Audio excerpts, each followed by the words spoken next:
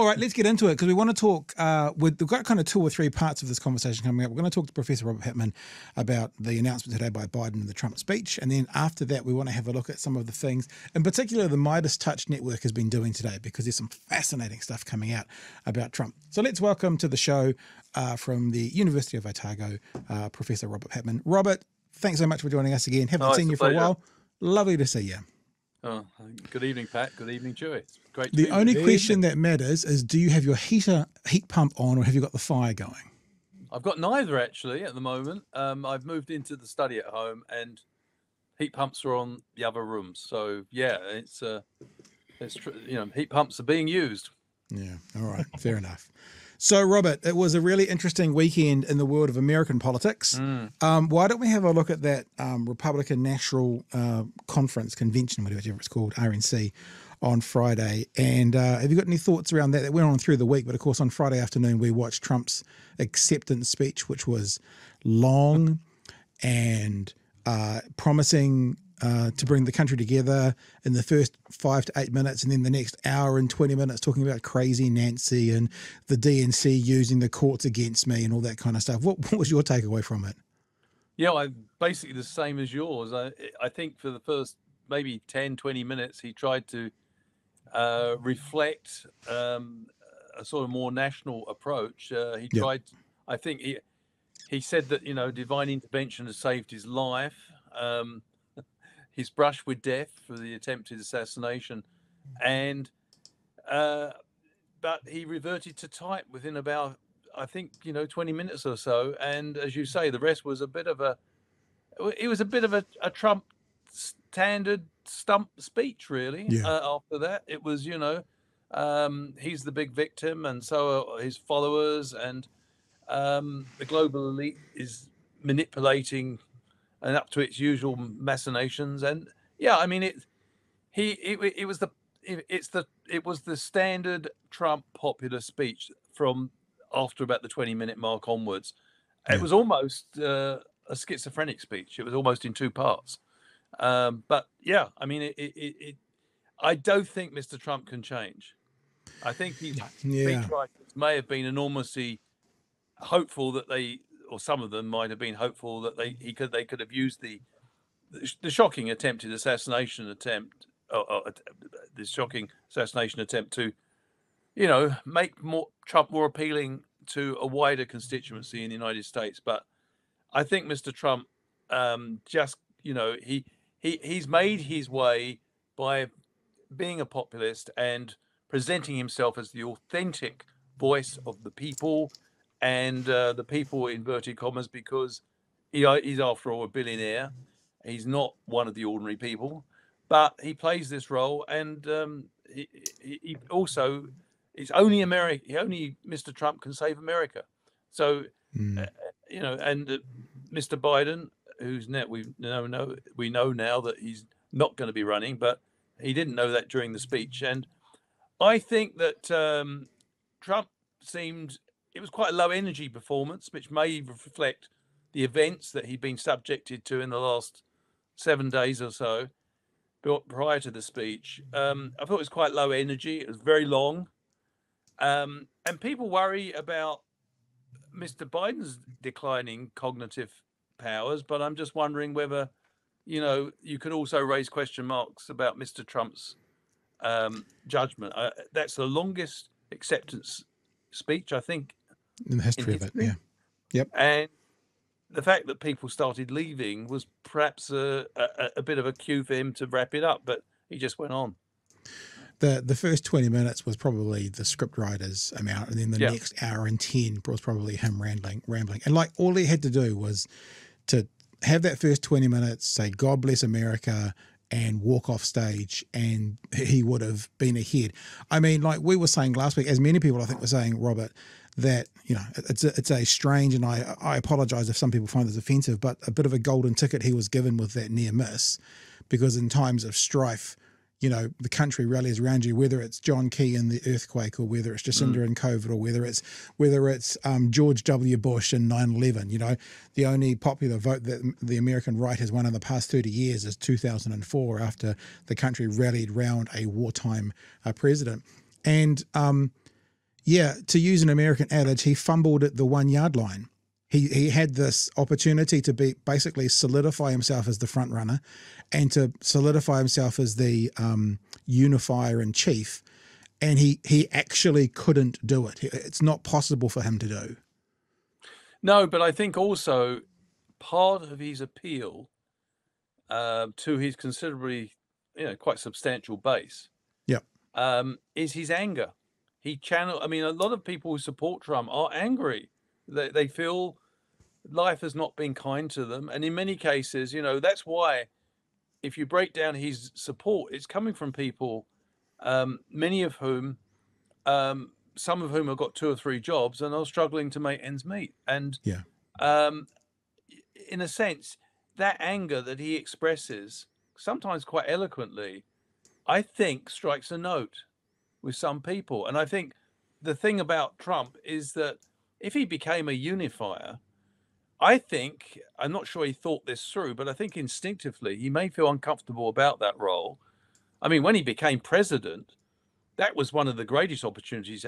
I remember reflecting on his inaugural speech in 2017 and thinking, oh, having won the election, he's now going to become a great unifier and be a magnanimous president. But he did. He spoke about carnage and God knows what during his inaugural speech. So I agree with you, Pat. I think he just can't help himself. And I he think can't do partly it is a way of keeping his base solid. Yeah, From but Mr. Trump's point of view, it's probably too much of a political risk to try to widen his constituency. From his point of view, it may actually compromise his base, which thrives on his sense of injustice, victimhood, anger. He articulates what some people are feeling. Some people are, for a variety of reasons, feeling they've not been given a fair shake. And Mr. Trump basically says, look, let me fix that for you. That's the subliminal message. But maybe that just shows how inexperienced and bad he is at politics, because the people you're talking about, his supporters who are angry, he doesn't need to do anything to get them. That speech at the conference would have given him a chance to get some of those people floating in the middle who could rally round a quote unquote wartime president who's just had an assassination attempt. In fact, watching 2 or 3 different networks who are speaking to undecided voters, how on earth you can be an undecided voter in America, I don't know, but speaking to undecided voters after his speech, many of them were still a bit like, nah, I haven't made my mind up yet. So he lost and missed that opportunity. And then with today's news, he may not have that same opportunity to be, the individual, and people are going to hate how I describe him, but shining light on a hill. The one that's taking all the oxygen might have ended on Friday. I do want to talk about Biden, but Chewy, do you want to jump in with anything about the convention and the speech last week? Yeah, I think I'm going to tie the selection of J.D. Vance into this. That isn't a pick that would widen his appeal. That is a pick to shore up his support within conservatives. It's not broadening his church at all. It's not a skillful operator. He's a relatively new guy as well. And he's going to be turning off people in the middle in a big way. So I think Biden's choice was the only one to make. But this puts Trump in a position of debating a woman, and a non-white woman at that. And that is Trump going to go fully mask off at this point, and it's just going to be wall-to-wall sexism and racism from him and his supporters? I don't think that he would be able to stand up to someone like that in a debate and come off looking good. And not just a woman, a non-white woman, but also a woman, a non-white woman in a year when women's reproductive rights are on the ballot so clearly, Robert. I think Chewy's absolutely right. I think when Trump went for J.D. Vance, there was little sense. I think in Trump's mind, and perhaps some of his advisors, they believed that Joe was going to limp on. The Democrats would not put sufficient pressure to remove Joe Biden. So I think part of the J.D. Vance Trump pledge at the RNC convention to abolish abortion nationally. I mean, this is what, Vance has gone on record as saying that's what he wants. That, in a sense, was based, I think, partly on the assumption Biden would be there as the principal opponent. I think what we've seen in the last 24 hours are real signs of alarm within the Republican leadership that Kamala Harris she's already, as vice president, established that issue. She's established quite a high profile on that issue of women's reproductive rights. And I think they are getting quite concerned, and they've sort of gone for a preemptive strategy. They're trying, in a sense, to taint her before she's got herself established as the possible Democratic nominee for president. So it's very interesting, but I think this attempt to really concentrate fire on her is a sign of real concern. And I think you're right. Like Chewy, I think in a 1-to-1 between Kamala Harris, who's, let's be quite clear, it's a difficult job being vice president because it's largely ceremonial, and she didn't handle the first responsibility with immigration in a stellar fashion. But in the last 18 months, she has been very prominent on the reproductive rights for women issue. So I think she'd relish the opportunity of taking on Trump. And from the Democrats' point of view, it's much better for a woman of color to be leading on this issue, because in a sense, it's not just another, pale white American male speaking up on behalf of women. It's actually a woman articulating the concern. And I actually think that could make some serious inroads, particularly into centrist Republicans who are unhappy about, if you like, the fundamentalist direction in which the Republican Party seems to be heading. Yeah, she has some downsides with her own voting base. The whole prosecutor issue, albeit kind of shows she's eloquent and can she argue, but amongst some of the people on the further left, they kind of think the ACAB, all cops are bastards. It's a problem there in this this justice system that likes to throw black men in prison, but she has lots of pros as well. We're going to do these afterwards, but I'll just play this one. Midas Touch put this out today, Robert, and they said Kamala Harris should start running this immediately. Have a look at this advert. Sick of this? Well, think about this. He's a world leader in temper tantrums. She never loses her cool. She prosecuted sex predators. He is one. Grab him by the... She shut down for-profit colleges that swindled Americans. He was a for-profit college. At Trump University, we teach success. Literally. He's owned by the big banks. She's the attorney general who beat the biggest banks in America and forced them to pay homeowners $18 billion. He's tearing us apart. She'll bring us together. This is Trump. And in every possible way, this is the anti-Trump. So if that's what you're looking for in your next president, there's really only one. Kamala. I mean, strong. There's a lot there. There's a lot of meat there. I don't know if that's actually officially an advert, but I think Midas Touch might have just made it and said, we should run this immediately. So it lays it out pretty well there. You can see the argument. I mean, the question will be the bounce that he's going to get in the next few polls because of the assassination attempt, and it will happen. Is there enough time for the Dems to overrun this? Are there enough people still to reach who will get this? And that's what's going to make it. Like I've been saying on Twitter today, this makes this thing interesting again. And most people to the right of me are saying, but it's over. And I'm like, well, maybe you're right. Maybe he wins. But if nothing else, this is now a good run up to the election, and it makes it a lot more interesting again. I think, Pat, a lot of senior Democrats, one of the reasons they've been putting so much pressure on Joe Biden to reconsider and in fact step down was because they see Trump as eminently beatable. Yeah. And they were alarmed during the debate.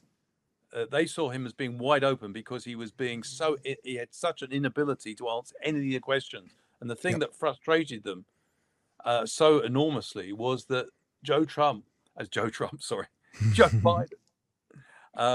wasn't able to really put a lot of pressure on Mr. Trump when he was very vulnerable. And the script is flipped. The script is flipped because now the Democrats can talk about Trump. We'll show this later, but Trump's cognitive decline, and they can talk about Trump's age. And again, you see all over the internet, oh, look, all these lefties now talking about he's too old. And you're like, well, hang on. You said 81 was too old.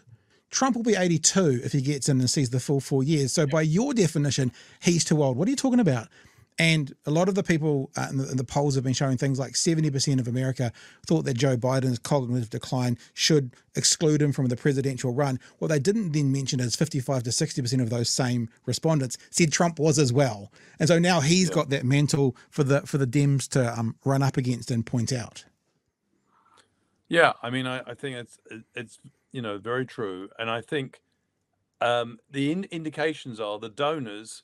And what the other striking thing about the last 24 hours, which sort of reinforces the point you've made about the changing dynamics, is not only is the fundraising going so well with the change, the anticipated change in leadership, but some of the real heavyweights and would-be rivals to Kamala Harris have piled in behind her.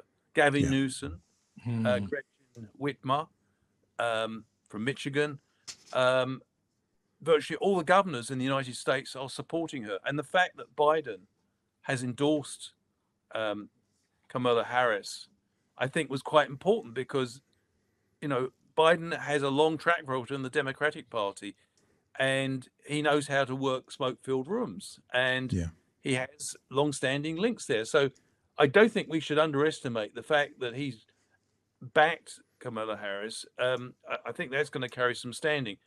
But yeah, I think that the Democrats look suddenly, particularly in the eyes of more young people, more competitive. And I don't think she's going to be able to fix some of the problems that resulted. In the eyes of some young people in the United States, America's position under Biden towards the Gaza crisis has been a disaster. I don't think she's going to fix that. But she has at least emerged as one of the more moderate voices within the Biden administration on Gaza. I think it just makes the Democrats, it energizes them. I think they were almost resigned to being defeated under Biden. And I think now, with 4 months out, was it a British Prime Minister once said, a week is a long time in politics? I think this can turn round quite rapidly. If Kamala Harris lives up to expectations and does really start putting some pressure on the Trump-Vance leadership. Yeah, for sure. Joey, you got some stuff there? I'm just gleefully imagining the debates, the gnashing of teeth in the Republican Party and in Trump's camp when they were so clearly focused on Sleepy Joe, decrepit old Joe, not fit to run. And then they have someone so much younger and so clearly spoiling for a fight after, as you said, playing that ceremonial role for so long. You can almost hear the knuckles cracking. And look, I hope she lands some big hits straight out of the gates. I hope she absolutely goes after Trump for being that sexual predator, for being that person that is... He's cheated on his wives. He's cheated on his business partners. He's cheated on his suppliers. He's cheated students. He's cheated everyone. So why would this time be any different?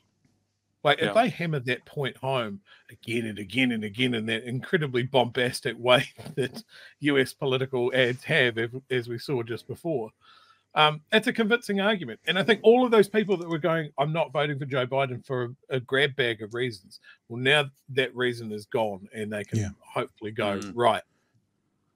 Forward. Yeah. And oh, by the way, is it 40 out of 43 of his cabinet have refused to endorse him or say they won't be voting for him. So if you just want to put some sort of experience within the White House on top of that, like 90+% of the people who work with him in positions of power are not going to be voting for him. What else does that say? Robert, you got some stuff to wrap up for us? Just following up from Chewy's observation that the attack on Kamala Harris is couched in terms that she worked for someone who she knew, that's the vice president knew, was unfit for office. This attack that's developing this evening. And I don't think that's going to have a huge amount of traction because while there's no doubt about it that Joe Biden is not the same person he was in even 2020, you only have to look at the way he's aged. And I don't think many people would see that as a conspiracy where she, the vice president was, if you like, part of a cabal trying to cover this up. I don't think that's going to wash. And that's how, you know, at the moment, he's insisting that Mr. Trump and his supporters are saying, you know, if he's not standing at the next presidential election, he's not fit to do that, then he should stand down now. And he's also linking it with charges that the vice president's been involved in a cover-up. So you know, it may have a little bit of traction, but I sense it will only work amongst his base. I'm not sure it will really be a big factor, deterring factor for the swing voters, the people he's got to win over if he's going to be a serious contender for the White House. Yeah, it's that 30, 40, 30. You know, 30% are going to be always Trump, 30% are always going to be on whoever's on the left, and it's that 40 in the middle. And like you were saying, Robert, the speech that he gave on Friday our time appealed to that 30, but it appeared to lots of the 40% in the middle didn't really hit the mark. And now that they've got of that 40%, if half of them are female, there's 20% to add to your 30% to put a woman in as president in a year when reproductive rights are on the ballot. You know, it's lots of people are still saying it's all over. I would say it's game on, personally. Yeah, I would agree with that. Anything to finish off with, Chewy? I did see a question, and I think it's a good question. Well, we've still got you there, Robert. Who should she pick as VP? Well, there's been about 4 people touted as VP. And I think one of them there's a Governor Shapiro in Pennsylvania has been, another one, Governor Cooper. You know, I think somehow she's been seen campaigning with Governor Cooper, so that may be the person she goes for. I don't know, quite frankly. But 4 names have been touted. I have a feeling also that someone we mentioned, Gretchen Whitmer, that's who I reckon could be Michigan. interesting. Yeah. A double female ticket could be really interesting. Yeah, I have a feeling she may want to, on balance, go for a male vice president. I don't know, but I think she may think that's the best balance, and may actually may parry some of the charges from, you know, I was watching the program tonight before we came on air, and I was, you know, that some American voters are saying, are we ready for a black woman president? And, you know, I think Kamala Harris will be conscious of this sort of concern amongst American voters. So I think she may be, on balance, cautious in that area. And I think the other thing is that many people believe that Gretchen Whitmer has, you know, ambitions for the future. So I don't know. We'll just have to wait and see. But it is fascinating. And, well, she hasn't got the nomination yet. And the interesting thing is that Mr. Obama has, while he apparently was a key player in persuading Joe Biden to step down, he is not endorsed, unlike the Clintons, has not endorsed publicly yet Kamala Harris. And neither is Nancy Pelosi, I don't think. They're the kind of 2 names that have been floating around. Well, it's going to be really interesting to watch, Robert. I know it's been a while that we've chatted to you, but we should definitely be getting you on a few more times between now and the election, and when appropriate. So thanks so much for joining us this evening, and we will talk to you again super soon. Thank you very much. Cheers. Professor Robert Patman from the University of Otago.